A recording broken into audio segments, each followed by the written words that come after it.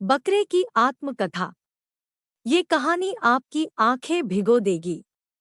मैं बकरा हूँ लेकिन फिलहाल बेजुबान नहीं हूँ, इसलिए आज मैं आपको अपनी आत्मकथा सुना रहा हूँ।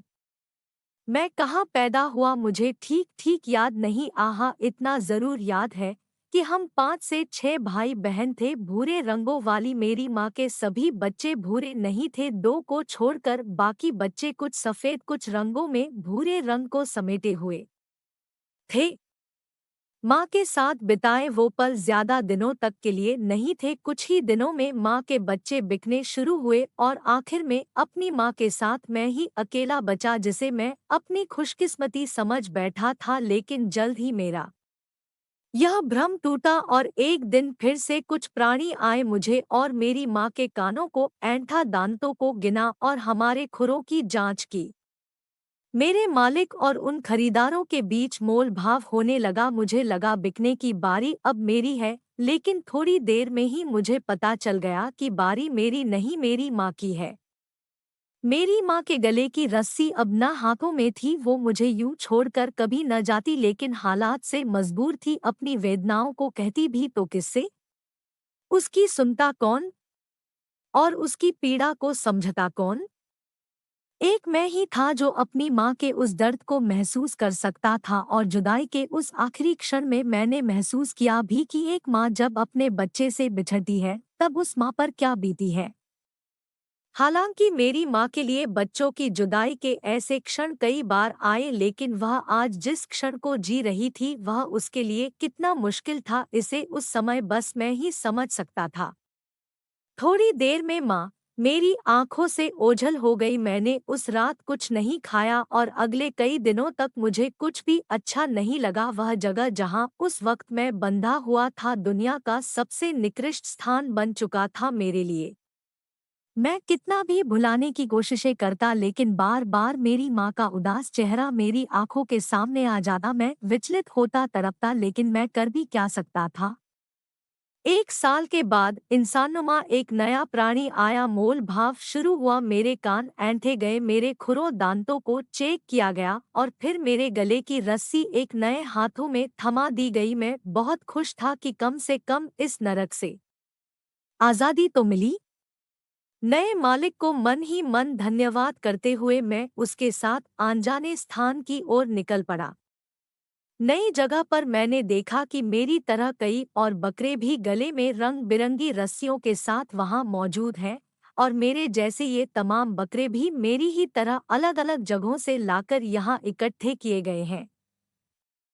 अब मुझे थोड़ा थोड़ा समझ में आ रहा था कि मैं एक ऐसी दुनिया में और एक ऐसी प्रजाति में पैदा हुआ हूँ जिसकी जिंदगी 2 पैरों पर चलने वाले उन प्राणियों के हाथों में है जिन्हें इंसान कहा जाता है। कुछ ही दिनों में मैं यहाँ से भी बेचा गया, फिर से नई जगह, नए लोग। मैंने देखा कि यहाँ भी बकरों का वैसे ही मोल भाव हो रहा है जैसे मेरा और मेरे परिवार के साथ हुआ था, लेकिन शायद तब मैंने ध्यान नहीं दिया था कि इस पूरे हस्तांतरण के खेल में कागज के कुछ पत्ते इस्तेमाल होते हैं जिन्हें ये लोग नोट कहते हैं। और मैंने यह भी देखा कि ये कागज के नोटों का वजन बढ़ाने के लिए इंसानों की यह प्रजाति किसी भी हद तक जा सकती है। कुछ दिनों के बाद ही मैं कई हाथों से गुजरते हुए एक नए बाजार में पहुंच गया जहां मेरे चारों ओर 2 ही प्रजाति थी, बकरा और इंसान। अरसा बिता, उम्र के इस पड़ाव तक आते आते मैंने इंसानों के कई तरह के व्यापार देख लिए। मैंने यह भी देखा कि इंसान के बनाए कई अलग अलग बाजारों में केवल बकरों की ही बोलियां नहीं लगती, कागज के कुछ टुकड़ों के बदले इंसान भी बेचे और खरीदे जाते हैं। इंसानी बच्चों को भी ठीक वैसे ही बेचा जाता है जैसे बकरी के बच्चों को रोट। इंसानी बाजार में सब कुछ बिकाऊ है सिवा उस दर्द के जिसे मैंने अपनी माँ की आंखों में महसूस किया था। यहाँ सब कुछ बिकता है, रिश्ते, नाते, विश्वास और आस्था, सब कुछ। मैं इस इंसानी दर्शन की गहराई को समझना चाहता था कि आखिर ये लोग किस मिट्टी के बने हैं। आखिर इन्हें कागज की उस रद्दी से इतना मोह क्यों है जिससे एक बकरी का पेट भी न भरे। साथ ही मैं यह भी समझना चाहता था कि ये लोग हमारी इतनी फिक्र क्यों करते हैं। अपने मेहनत की कमाई हम पर क्यों खर्च करते हैं? हमें पालते हैं, पोसते हैं, हमारा ख्याल रखते हैं, फिर हमें बेच देते हैं। जो अगला इंसान हमें खरीदता है वह भी हमें पालता है, पोसता है, फिर आगे बेच देता है। क्यों? मैंने पाया कि दुनिया के सभी प्राणियों में इंसान नामक यह प्रजाति ही सबसे मक्कार है, जो अपने स्वार्थों की खातिर किसी भी हद तक जा सकता है, लेकिन वह हमारी इतनी देखभाल क्यों करता है? यह बात अभी तक मैं समझ नहीं पाया था।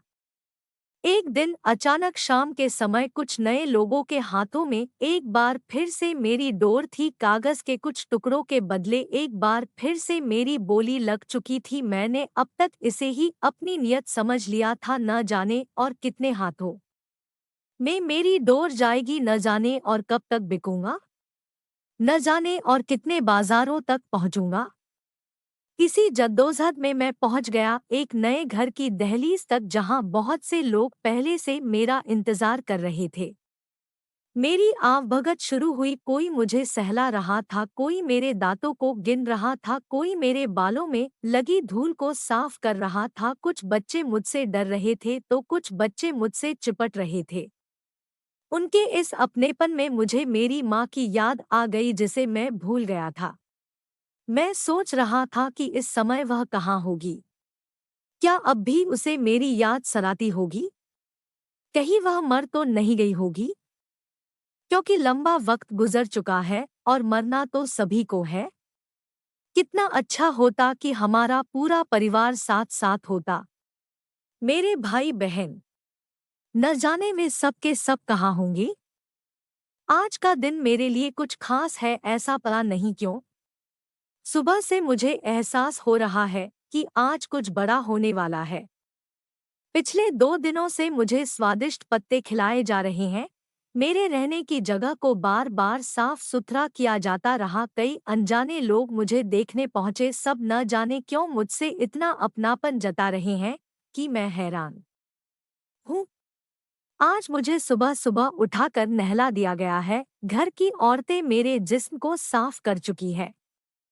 अब मैं देख रहा हूँ मेरे चारों लोगों की भीड़ बढ़ती जा रही है। मेरे आसपास बर्तन रखे गए हैं और साथ में कुछ हथियार भी। अब मैं इस पूरे इंसानी दर्शन को समझ चुका हूँ। मैं समझ चुका हूँ कि माजरा क्या है। अब मैं यह भी जान चुका हूँ कि मेरी माँ कहाँ गई। मेरे भाई बहन सब के सब इस एक प्रजाति की बनावटी भूख का शिकार हुए हैं, जिसे इंसान कहते हैं। जो इंसान बूढ़ी होने पर अपनी माँ तक को बर्दाश्त नहीं करता और वह उसे वृद्धाश्रम में छोड़ आता है, उसने मेरी माँ बहनों के साथ वही किया होगा जो अभी थोड़ी देर में मेरे साथ होने वाला है।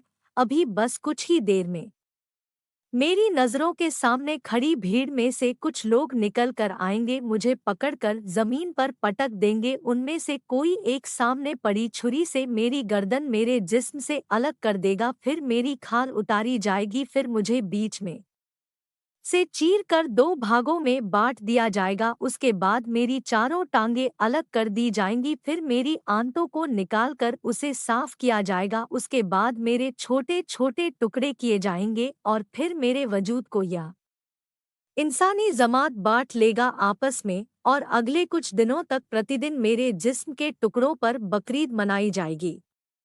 यह पूरा खेल तब से चल रहा है जब इंसानों के किसी परदादा ने किसी के बहकावे में आकर अपने बेटे की गर्दन पर छुरी रखी थी, लेकिन उस बालक का सौभाग्य मेरी कौम का दुर्भाग्य कैसे बन गया पता नहीं।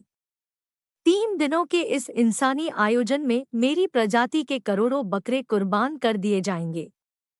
कई मंदिरों की दहलीजों पर भी मेरी कौम के कई सदस्य प्रतिवर्ष कुर्बान किए जाएंगे। वहां भी वही सब दोहराया जाएगा जो यहाँ अभी मेरे साथ होने वाला है। फर्क बस इतना है कि दोनों जगह के इंसानों के लिए बकरों की शहादत की वजह अलग अलग है और उन शहादतों से खुश होने वाला उनका परमात्मा भी अलग अलग है। दोनों तरह के इंसानी गिरोहों द्वारा अंजाम दिए जाने वाले इस धार्मिक बकरा संहार के अलावा भी पूरे साल मेरी कौम के सदस्यों की खरीद फरोख्त होती रहेगी। कागज के बदले कोई हमें खरीदेगा, कोई बेचेगा, कोई कटेगा, कोई हमारे जिस्म के टुकड़ों को आग में भून कर खाएगा। अनेकों डिशें हमारी लाशों से तैयार होंगी। होटलों में, ढाबों पर हमारे जिस्म के टुकड़ों को मसालेदार बनाकर परोसा जाएगा और कहा जाता रहेगा कि मटन लाजवाब बना है। सीजन में 700 रुपए तो ऑफ सीजन हमारे जिस्म की कीमत 500 रुपए प्रति किलो तक बनी रहेगी। तभी जोर की आवाज गूंजी, बिस्मिल्लाहिर्रहमानुर्रहीम, और बकरे की आत्मकथा अचानक यही समाप्त हो गई।